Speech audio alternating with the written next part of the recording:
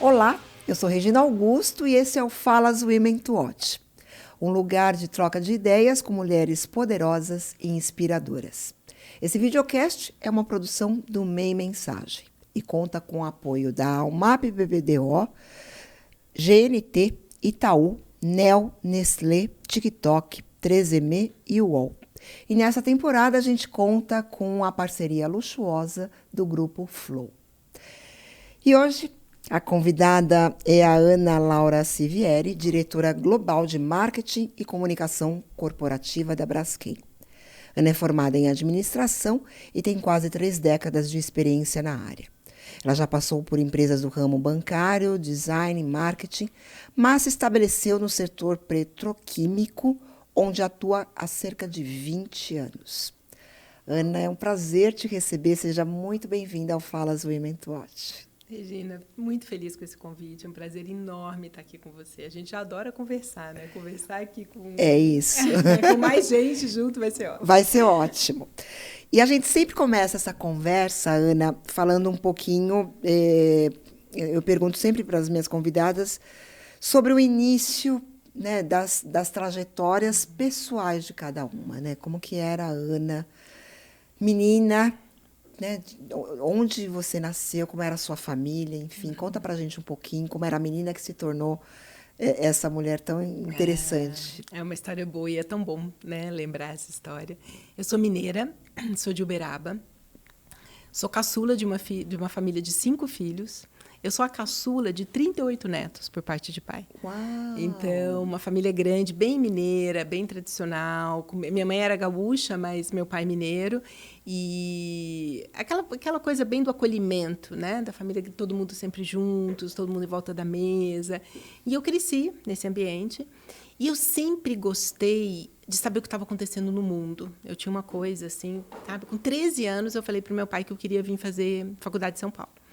E aí ele falou, com 17, 18 anos, você não vai para São Paulo sozinho. Eu falei, pai, não, esquece e tal. Então, eu falei, bom, então eu vou fazer administração de empresas aqui, porque eu queria fazer administração em São Paulo. Eu falei, eu faço aqui em Minas e quando eu me formar, eu vou. E assim eu fiz. Me formei em administração de empresas lá, com 20... Em Uberaba mesmo em ou Uberaba você foi mesmo. para Belo Horizonte? Não, em Uberaba mesmo, Uberaba na mesmo. minha cidade. Uhum. E aí, com 21 anos, falei, pai, formei, quero ir, queria emendar com a pós na SPM. Uhum. E aí não tinha mais como. Minha mãe falou, agora não tem jeito, né? Agora ela tem que ir. E aí eu vim. Então eu emendei. A maneira de eu justificar, dele entender que eu vim, era eu tinha que estar estudando ainda, Sim, né? Então, sim.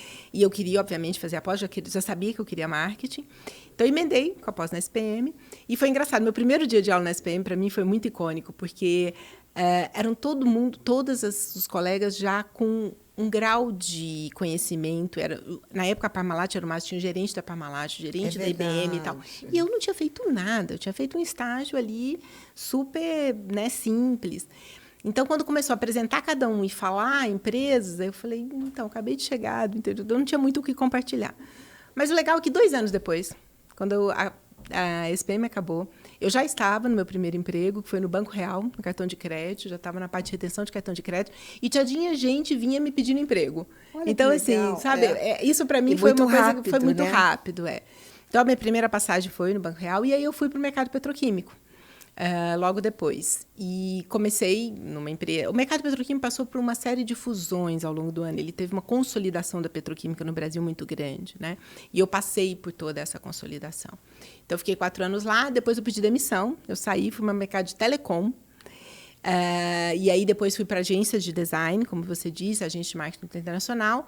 E 4 anos depois, eles me chamaram para voltar. Isso é o quê? Anos 2000? Isso assim. foi. Eu saí em 2001 da petroquímica e voltei em 2005. Em 2005, eles me ligaram, falaram, olha, vai começar uma consolidação da petroquímica, a gente vai crescer, agora tem espaço para você crescer. Porque quando eu saí, eu era coordenadora de uma área que não ia ter um gerente, eu era ligada direto ao diretor, então não tinha muito espaço para crescer, né? Não tinha necessidade para o tamanho daquela empresa na época.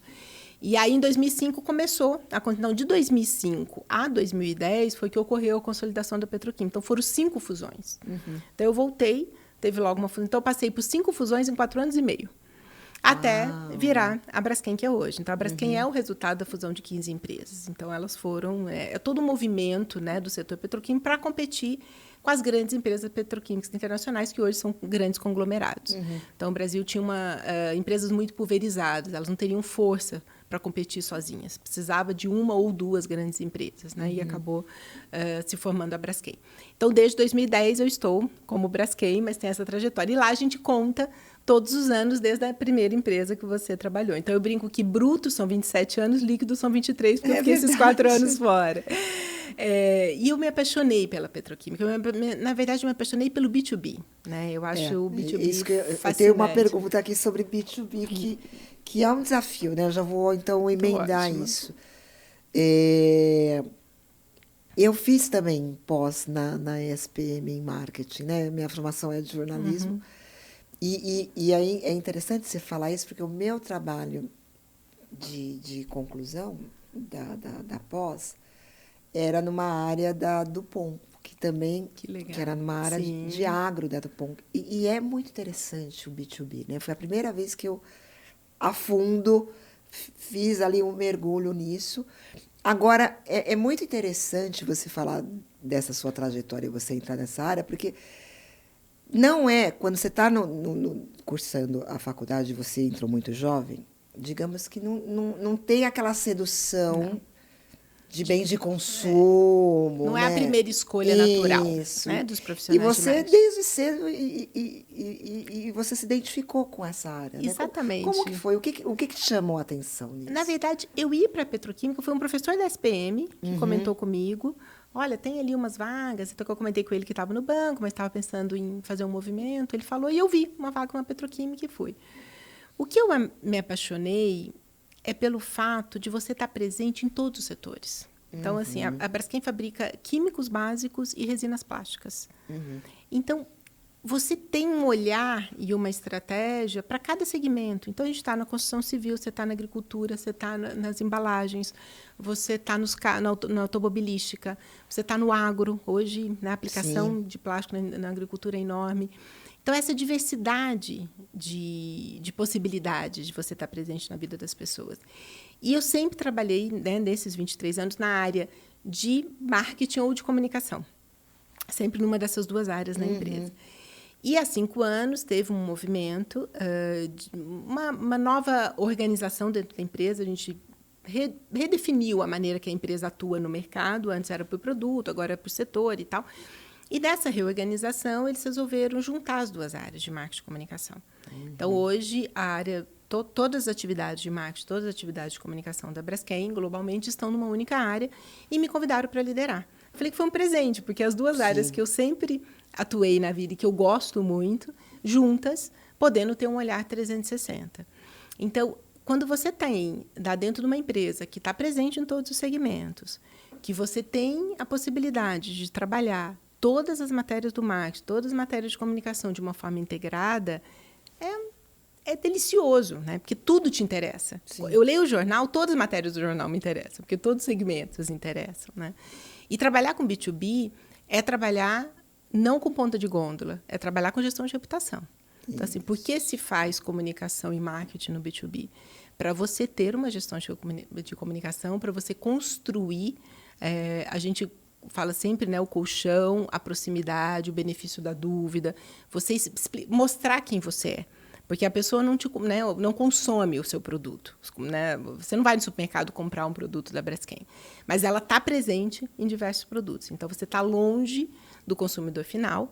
Mas hoje, mais do que nunca, as pessoas precisam te conhecer. Porque, antigamente, quando os meios de comunicação eram diferentes, você não tinha as duas vias da comunicação. A comunicação era só, né, dos grandes veículos para as pessoas. Não tinha como questionar, não tinha como você entender mais toda a cadeia produtiva. Hoje tem. Então, hoje, quando a pessoa está comprando essa embalagem de água, ela pode muito bem postar e questionar, mas quem fez o plástico isso, o que aconteceu, como é que vai ser reciclado e tal. E aí, quando você vai nessa cadeia, a Braskem está aqui no início. Sim. Nós somos primeira geração. Então, a gente tem que ter esse diálogo, a gente tem que ter o posicionamento, a gente tem que explicar o que a gente faz. Porque hoje as pessoas se interessam. Ainda bem, e eu acho isso super saudável, você não compra mais um produto só porque ele é um produto. Você quer saber como ele é produzido, que bem que ele está fazendo de verdade, né? Que legado ele está deixando para além daquele produto. E aí você consegue, através disso, conectar e contar uma história. Então, é isso que eu acho fascinante no B2B. Não, é muito interessante mesmo, porque e são muitos pontos de contatos, né? Muitos stakeholders, né? As possibilidades são infinitas. Exatamente. A gente pode estar em qualquer lugar, né? A gente parte do princípio que você pode estar em qualquer lugar. Voltando um pouquinho, quando você fala da consolidação da Braskem, e aí a Braskem se torna um player global, Isso. né? Conta pra gente dessas diferenças entre você atuar numa empresa brasileira no Brasil e atuar numa empresa brasileira que é um player global, porque eu imagino que seja muito desafiador, né? E, de novo, é muito desafiador e muito prazeroso, né? Nós temos 29 fábricas no Brasil, 4 no México, 5 nos Estados Unidos, 2 na Alemanha.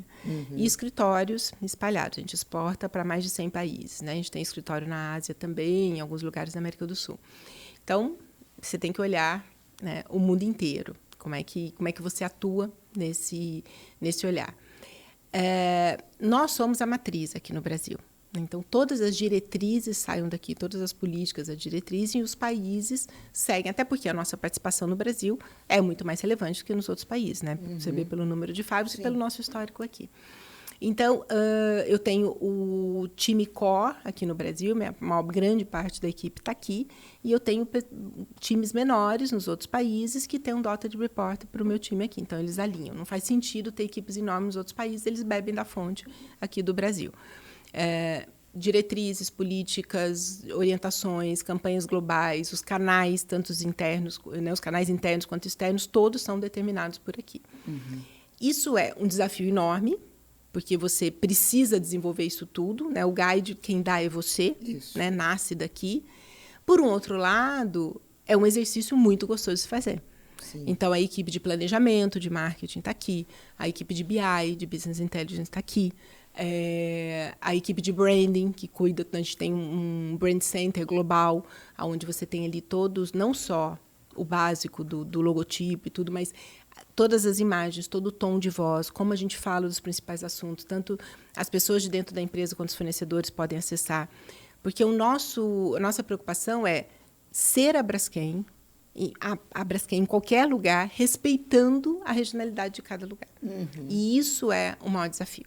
Então, esse Brand Center nos ajuda a manter a identidade, a manter quem é essa empresa. Né? Eu falo que uma empresa é uma pessoa. Sim. Né? Ela pode, dependendo do lugar que você vai, você se comporta um pouquinho mais adequado ou não por aquele lugar, mas os seus pilares, a sua essência é a mesma.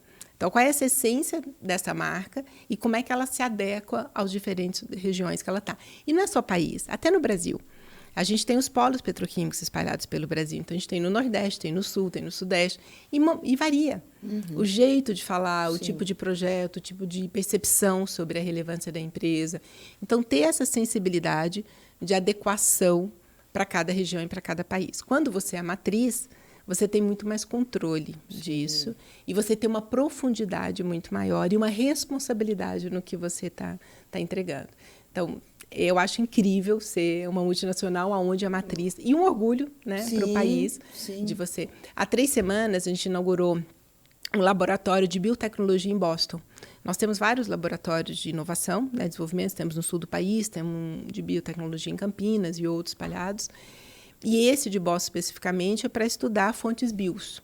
Então, fomos para lá e aí recebemos clientes, levei jornalistas brasileiros. E eu adorei um jornalista brasileiro, falou assim, a sensação que eu tenho é que eu estou no futuro. Olha que bacana. Né? E você vê cientistas do mundo inteiro, ali a Braskem tem 56 culturas dentro da empresa. Nos 8.500 funcionários, né, nos lugares que a gente atua, a gente tem 56 culturas diferentes atuando conosco.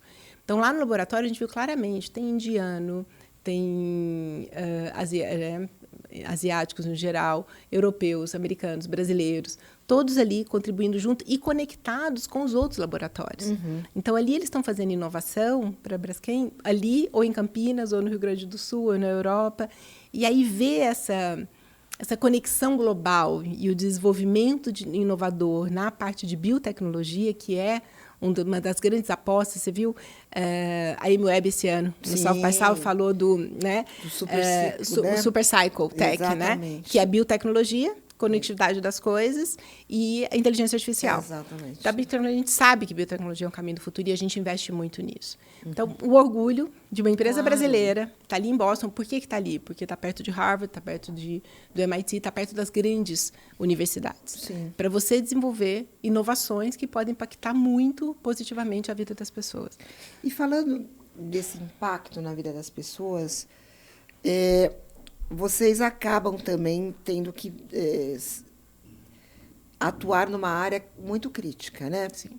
Que é a questão toda da sustentabilidade, né? Os insumos para o plástico tem aí uma questão delicada, muito grande com relação ao meio ambiente. Como que vocês lidam com isso? Esse é o outro lado do B2B que também eu acho muito interessante, né? Que as crises não são crises pequenas, né? Então a gente tem a operação de uma petroquímica, é uma operação de risco, a natureza. Por isso nós somos tão a gente tem uma frase na Braskem que é muito forte, que segurança é um valor inegociável. Então, a segurança sempre está em primeiro lugar em qualquer decisão da empresa.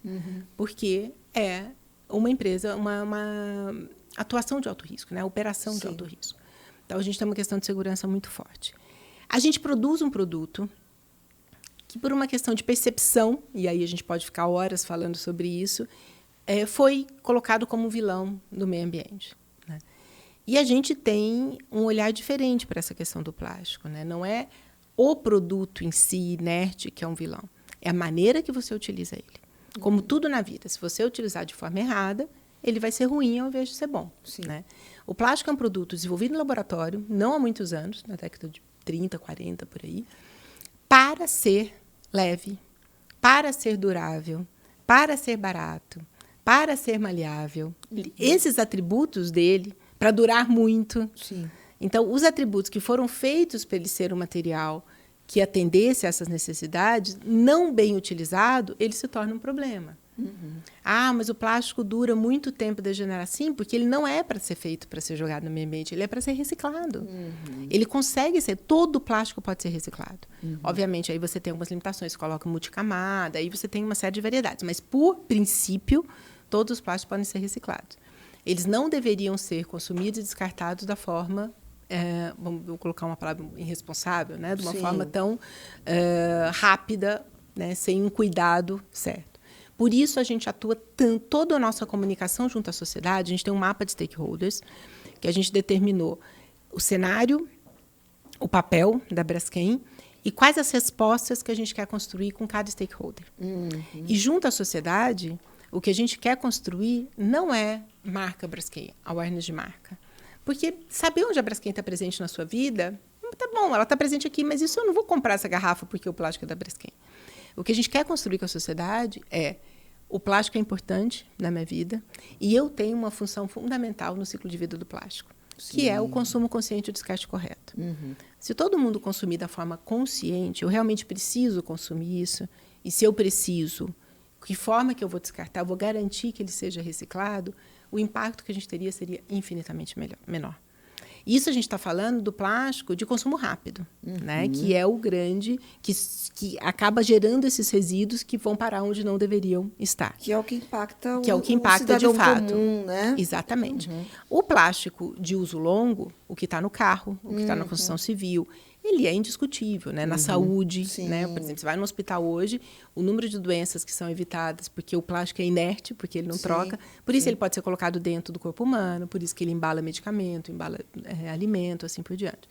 Então, a nossa questão é muito tratar do consumo consciente e descarte correto. E aí que a minha área consegue mais ajudar o negócio, a trazer benefício direto para o negócio, que é ajudando com a questão de educação, e a gente pode falar um pouquinho mais disso. E aí eu acho que nessa questão de educação tem as campanhas que vocês fazem sobre reciclagem. Isso. Né?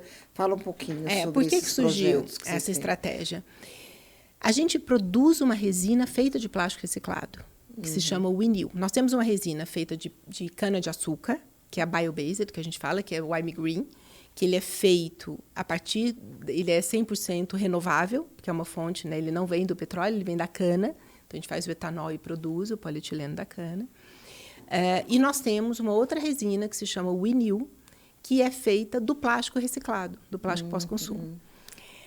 Por incrível que pareça, e a gente tem um desafio grande. Hoje a gente produz menos de 100 mil toneladas dessa resina e até 2030 a gente quer produzir 1 milhão de toneladas.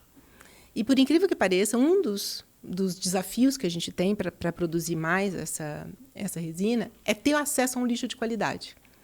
A gente tem um desafio ainda de tecnologias que precisam ser mais desenvolvidas, o desafio da circularidade, que eu posso falar um pouquinho daqui a pouco, mas o desafio da educação ambiental, que é o lixo chegar menos contaminado. Né? O lixo hoje chega muito misturado. E você não tem um sistema de coleta tão adequado, né, da forma que deveria, e, ao descartar, a separação não é feita de forma adequada. Então, a gente entendeu que aí a gente poderia ajudar, né, trazendo mais essa educação ambiental para as pessoas. Então, a gente passou por um período de migração um pouco das ações que a gente fazia, de outros patrocínios que nós fazíamos, que eram super relevantes, mas que trabalhavam mais a questão do intelectual, de pensamentos, de trazer contribuições mais para a tomada de decisões, e não de ações de mudança de hábito do dia a dia das pessoas.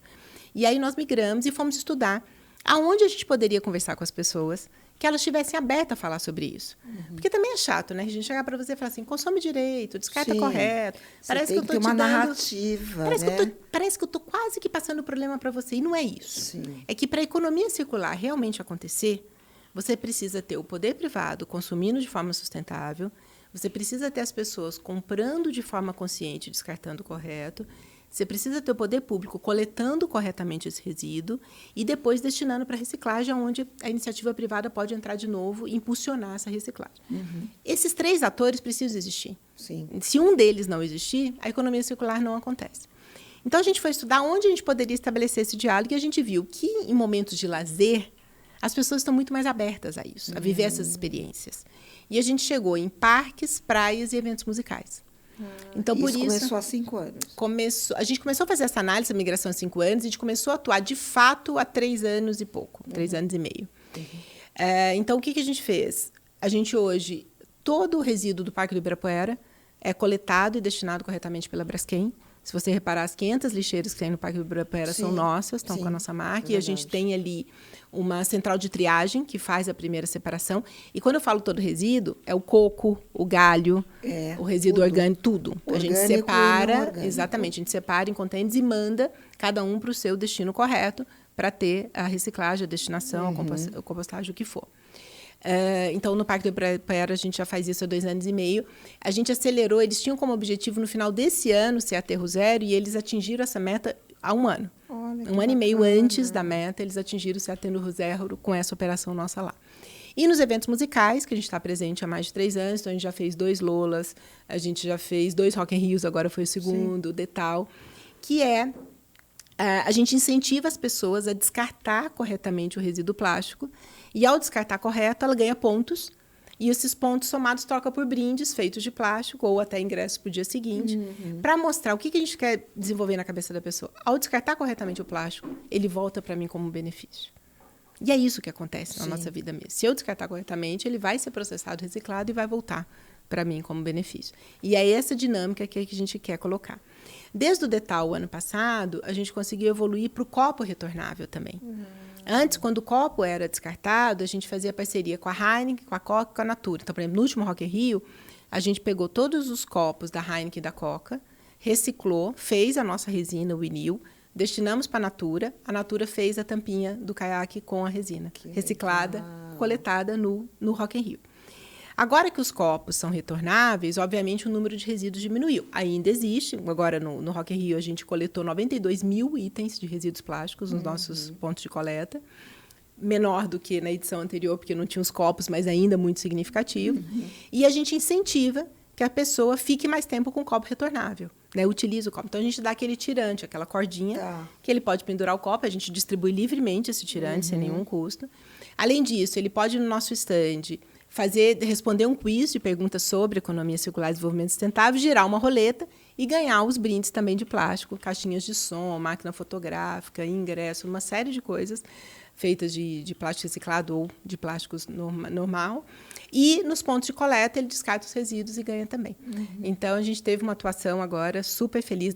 Somando todos os eventos musicais que a gente já fez, a gente tem 1,5 milhões de resíduos plásticos coletados. E a gente dialogou com mais de 56 mil pessoas que passaram pelos nossos estandes nesses eventos. Então, você começa a formar aí uma massa de pessoas. E é uma forma de você entrar em contato direto com... E gerar essa experiência. Exatamente. Né? Que interessante. Eu consigo ficar com o mesmo copo. Materializa, né? Eu posso essa ficar jornada, com o mesmo copo né? muito tempo, eu posso descartar o plástico e ele voltar para mim. E conscientiza. Né? Exatamente. E na circularidade, que é aquele outro pilar que eu comentei, o que a gente fez, a gente desenvolveu um laboratório, que eu acho muito legal, e, aliás, eu convido quem quiser conhecer, me procura, que vale a pena, que é o Casulo. Que legal. O Casulo fica ali na Vila Leopoldina, é um laboratório de Design for Environment, ou seja, a gente ajuda as marcas, a qualquer marca, a repensar a sua embalagem desde o início, desde o momento da criação do design, para que ela seja ou ela consuma o menor quantidade de material possível, ou ela possa ser utilizada um refil, alguma coisa, como que ela pode ser o mais sustentável, e ao ser descartada, a reciclabilidade dela seja alta. Porque é o que acontece, às vezes, dependendo da forma que eu faço a embalagem, na hora de reciclar tem dificuldade, ou pela cor, ou pelo número de materiais envolvidos naquela embalagem, ou porque é multicamada. Então, a gente ajuda as marcas a repensarem todo o design da embalagem, ou do momento zero da criação, ou de embalagens já existentes, para que aumentar a reciclabilidade dela, para ela ter menor impacto ambiental e que ela seja mais reciclável no momento do descarte. Muito bacana. É muito legal. Bom, eu tenho vários assuntos para falar com você, estou vendo que o relógio está ali, clicando, mas eu vou resumir em 2 grandes tópicos. Um primeiro é sobre gestão de crise, né? Porque você falou ali que no B2B, basicamente, é uma indústria de risco, né? A indústria petroquímica é uma indústria de risco, e a gestão de reputação é o grande ativo. E no começo desse ano, vocês passaram aí por um processo bastante intenso e grande lá em Maceió. E eu imagino que a gente já se encontrou algumas vezes e conversou sobre isso, que é muito desafiador, né? Estar no lugar que você está fazendo essa gestão, né? O que você aprendeu disso? Como que esse episódio também, né, os aprendizados desse episódio, conta um pouquinho para a gente, compartilha um pouco essa experiência agora que com muito prazer. Agora que passou um pouquinho e a gente sempre falou e você sempre se expôs. Sempre. A gente eu acho muito interessante isso. Isso né? é uma conduta da Braskem. A gente tem total transparência das crises que nós passamos. Então, assim, nós passamos pela Lava Jato, né? Nós tivemos ali nossos acionistas envolvidos, a própria Braskem numa escala muito menor, e a gente tratou com total transparência. Aplicamos um sistema de compliance super rigoroso, né, e conseguimos virar essa página e mostrar que não existe, né, essa maneira operante dentro da empresa. Então, a Lava Jato foi um grande aprendizado. E, na questão de Maceió, essa crise não aconteceu em dezembro do ano passado. Na verdade, em 2018, houve uma movimentação de terreno lá. Em 2019, a gente viu que, realmente, a mineração da Braskem poderia ser uma das causas que estava causando essa movimentação. Por precaução, pela segurança das pessoas, foi decidido, nós fomos ao poder público, pedir para que houvesse a realocação dos moradores daquela região, porque ali tinha um risco da movimentação do solo dele ceder. Então, nós somos proativos e realizamos, nesses últimos 5 anos, a realocação de 40 mil pessoas, 14.500 imóveis, mais ou menos, de uma área determinada pela Defesa Civil. Nós apresentamos todos os estudos, a Defesa Civil determina essa área, e aí essas pessoas foram realocadas.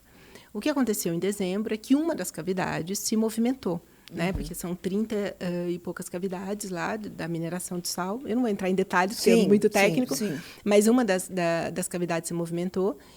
Exatamente por isso a gente tinha retirado as pessoas, porque a gente sabia que essa movimentação poderia acontecer. Próximo dessa cavidade já não tinha mais ninguém morando, nenhum morador. Tinham 23 moradores nessa área imensa, tinham 23 que eram resistentes, que não quiseram sair, não aceitaram sair com pedido de Defesa Civil. E aí, com essa movimentação, a Defesa Civil foi lá, né, e fez eles saírem de uma forma mais rápida, porque precisavam sair, já tinha tempo que já tinha sido solicitado, e eles saíram. E eles eram distantes da cavidade 18, mas assim mesmo era importante que eles saíssem. E a movimentação ocorreu, foi uma movimentação dentro da lagoa, onde não abriu, né, ali visivelmente, não teve contaminação da lagoa.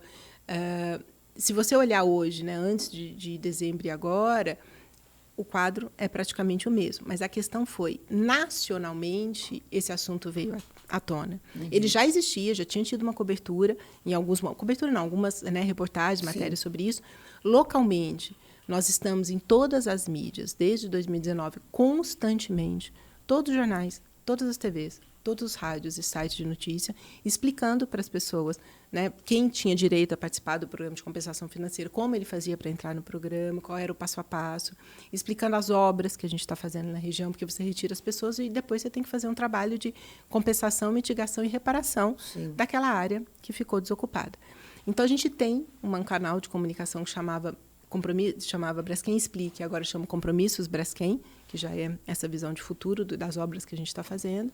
Então, nunca houve não transparência, né? A gente estava ali presente o tempo todo. É que, nacionalmente, esse assunto não era de conhecimento tão amplo. Já tinha sido capa de jornais várias vezes, já tinha tido documentários, mas era um assunto que, pontualmente, assim, a gente conseguiu remover todo mundo, preservando a todos. Ninguém se machucou, ninguém... Então, isso é uma sensação de conforto para a gente. Que o nosso primeiro objetivo era realocar todo mundo sem ninguém se machucar. Né? Esse era o principal ponto, e isso a gente conseguiu. E, obviamente, tratar todo mundo com o maior respeito e cuidado, porque é um impacto social de você ter que sair da sua casa. Então, a gente tem bastante respeito pelas pessoas. E nesse momento, hoje, essas pessoas já se mudaram? Todas. Não tem ninguém nessa área. E a gente está fazendo uma série de obras ali, de mobilidade urbana, tem uma encosta toda, que foi feito um trabalho para que essa encosta fique estável, que já está praticamente pronto.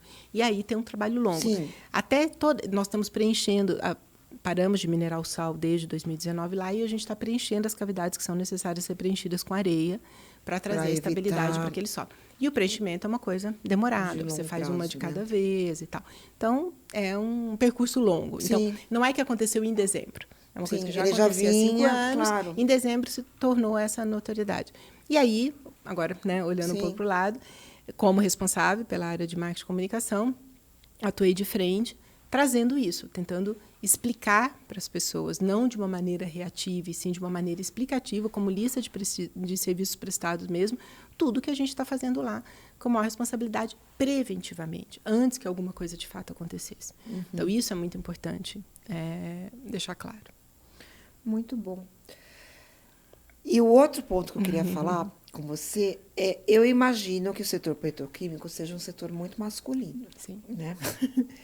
E você, como mulher, liderando essa área há tanto tempo, como que é? Né? Porque você deve lidar com a área técnica, né? Você tem muitos stakeholders, como você falou, você tem um mapa de stakeholders. Isso. Conta um pouco dessa experiência do ponto de vista feminino, né? A gente aqui no Movimento Watch é sobre isso, né? A nossa plataforma, esse protagonismo feminino. E a gente compartilha, entrevista e fala com pessoas que têm esses desafios nas diferentes áreas, né? O setor petroquímico é um setor naturalmente, né, mais masculino. Quando eu comecei, né, há 27 anos, era bem mais, e não existia nenhum diálogo sobre diversidade. Eu lembro que eu tinha 23, 24 anos quando eu entrei. Eu comecei a usar óculos para parecer um pouco mais velha, porque eu ia nas reuniões, o homem mais novo tinha 40 anos. Eu falava, a diferença é muito grande. Então, eu comecei a querer parecer um pouco mais velha, sabe? E isso mudou muito ao longo do tempo, ainda bem. Então, a Braskem tem um programa de diversidade em prática, de fato. Para você ter uma ideia, em 2015, só tinha 23% de mulheres em cargos de liderança. A gente já está em 33% em 10 anos. E a gente tem o objetivo de chegar a 40% até 2030. E com certeza iremos chegar. E é um trabalho consistente, contínuo, de diálogo, de coaching, desenvolvimento, acolhimento, uma intenção grande de que essas pessoas, de que as mulheres que estão lá dentro ou que entrem, tenham a oportunidade de se desenvolver. Tá? Então, assim, eu vivo isso todo dia. É uma empresa que estimula, apesar do setor como um todo ainda ser muito masculino. E, sim, tem situações que, né, ao longo desses 27 anos, eu vi ali situações que, né, o feminino era visto de uma maneira assim, mas... né? Será que ela sabe mesmo? Será que ela tem esse espaço?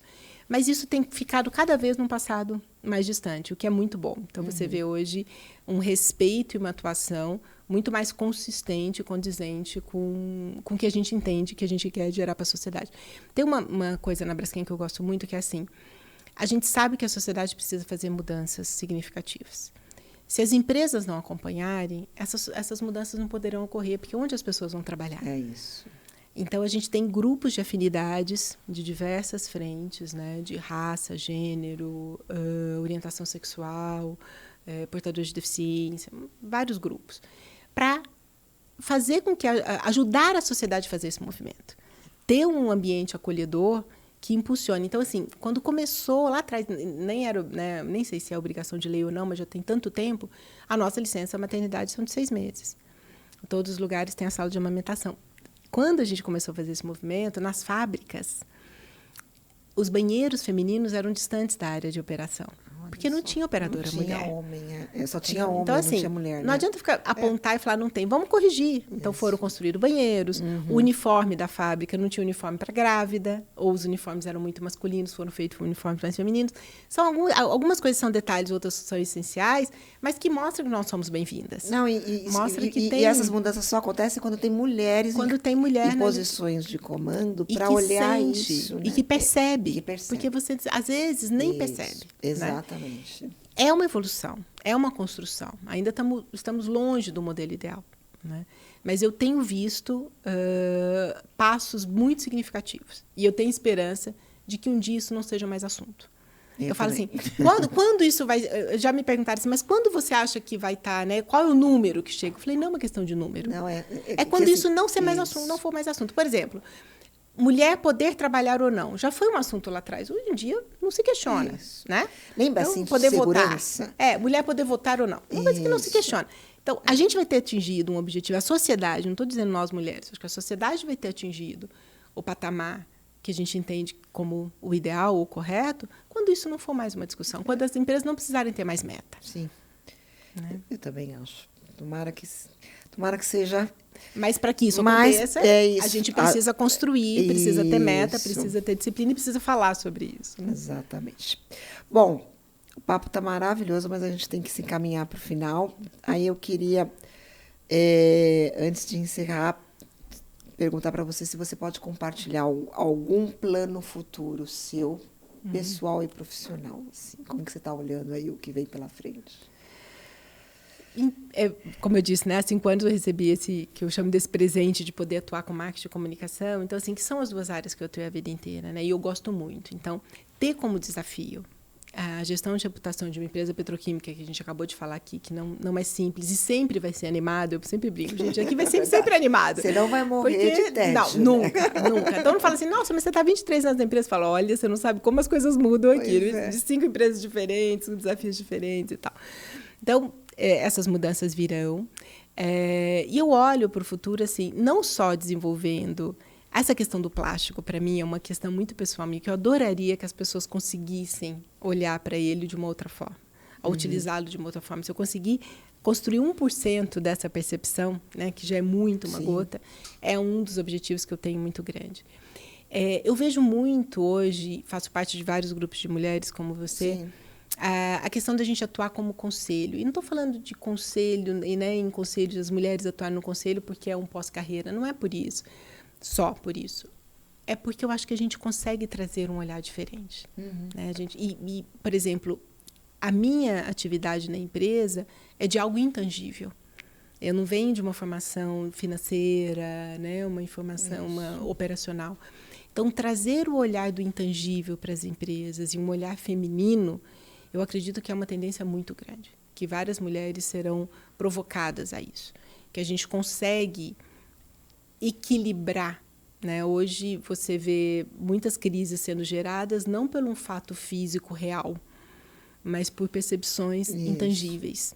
Então, quando as empresas entenderem que o equilíbrio disso se torna cada vez mais importante, eu entendo que terá ainda mais espaço para mulheres, não só em cargos de liderança, quanto em conselhos. Muito bom. Bom, antes da gente encerrar, tem uma brincadeirinha aqui. Eu falo uma palavra e você diz o que te vem à mente. Tá ótimo. Um propósito. Nossa, eu tenho tanto, sabia? Eu tenho só um. Que bom! Um propósito, equilíbrio.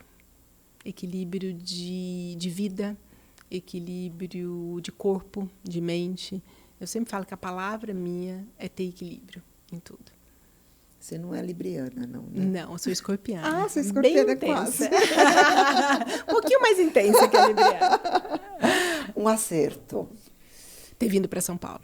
Ter apostado nessa minha mudança, que não era o que a minha família achava que talvez seria o ideal, mas eu tinha certeza absoluta e foi a melhor coisa que eu fiz na minha vida. Um erro. Um erro. Ter demorado para entender que eu tinha mais competência e força do que eu imaginava que eu tinha. Assim, eu acho que aí tem muito lugar da mulher, né?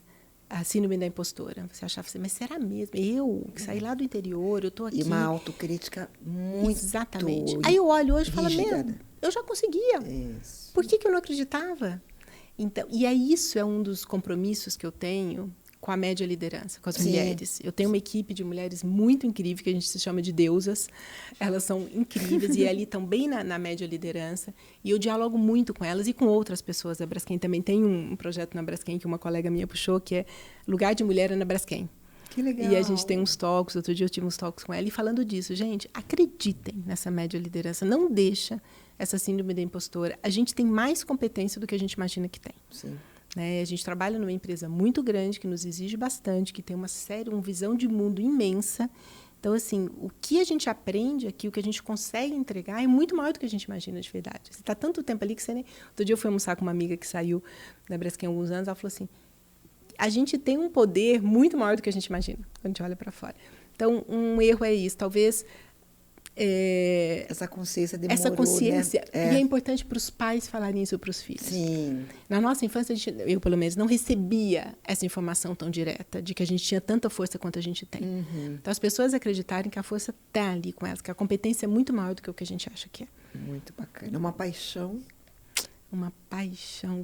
Assim, eu sei que é muito lugar comum, mas é viajar. Eu gosto muito de viajar. Assim, eu agora estou há um tempo sem férias, comentei com você que daqui a 3 semanas eu vou sair de férias, e isso, de fato, renova a minha alma. Assim, eu preciso, é uma reenergização muito grande. Que bacana. Uma série... Ai, This Is Us. Olha, você sabe que é a série que mais pessoas falam Mas, assim, aqui, que é muito incrível, Regina, não é? o que eu chorei naquela série... E ela é muito feminina, né? Ela é muito feminina. E eu tenho uma amiga que é muito engraçada, que ela fala assim, quando eu conhecer um cara, ela tá solteira, ela fala assim, eu vou perguntar se ele faz terapia. Se ele falar sim, ok, passou. E o segundo é, você já assistiu This Is Us? Então, mas a gente também tem difícil. Eu assisti sozinha em casa, então, gente. Porque é difícil. É difícil. Né? Eu tenho alguns amigos, mas eu tenho alguns acompanharem. amigos, maridos de mulheres, que assistiram e amaram. Ai, que bom. E eu acho uma... Eu ainda tenho esperança. O que eu gosto sim. do This Is Us é assim, é a vida real. Ali maravilhoso, ninguém é né? 100% bom, ninguém é 100% ruim. Todo mundo tem seus conflitos, todo mundo tem seus erros, todo mundo tenta.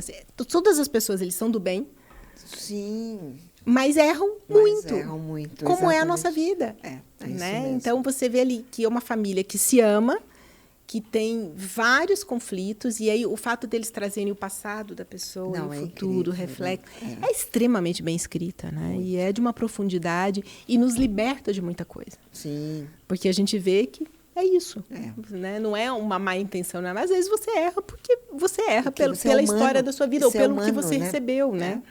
Então, para mim, Maravilhoso. realmente, Que This Is bom. Us é E para fechar, um conselho. um conselho. Eu vou voltar nessa. Acreditem. Acredite em você, acredite no seu potencial. A gente é muito melhor do que a gente imagina que é. Todos nós. Tenho certeza disso. Muito bom. Querida, adorei. Que papo delicioso. A gente podia ficar aqui horas, muito, Regina. E para fechar, você tem aí, né, essa última fala para você dar o seu recado final. Se você quiser, inclusive, para quem estiver ouvindo, indicar onde que as pessoas podem ter acesso aos programas da Braskem, te seguirem nas suas redes sociais, enfim. Tá É o ótimo. momento jabá para o seu recado final. Imagina. Assim, primeiro, gente, estar presente aqui conversando com você desse assunto, né, no Woman to Watch, ligado ao Meio Mensagem, que é um veículo tão importante para a gente, é muito legal ter esse espaço. Né, e você liderar por isso. Então, assim, super obrigada. A gente já conversou sobre isso e eu acho sensacional. Na hora que eu recebi o convite, eu não demorei nem 2 segundos para aceitar. Eu acho que deve ter sido o aceite mais rápido, porque eu aceitei na hora. Bom, quem quiser, meu nome é Ana Laura Sivieri, eu estou no LinkedIn assim, então é fácil me achar. Ana Laura Sivieri Braskem vai dar em mim.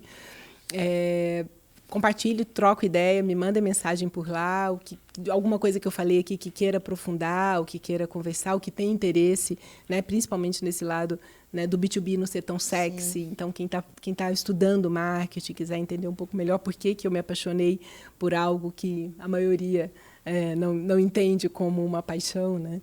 Eu fico super à disposição para conversar sobre isso ou qualquer outro assunto feminino, o que for. Vai ser um prazer enorme. Muito bom, querida. Já deu para perceber que conversar eu gosto muito. Uma boa mineira. Muito obrigada, querida. Obrigada a você, Regina. Um prazer. E com isso a gente fecha aqui mais um Falas Women to Watch. Não esquece de seguir a gente nas redes sociais e se inscrever no nosso canal lá no YouTube. Até a próxima.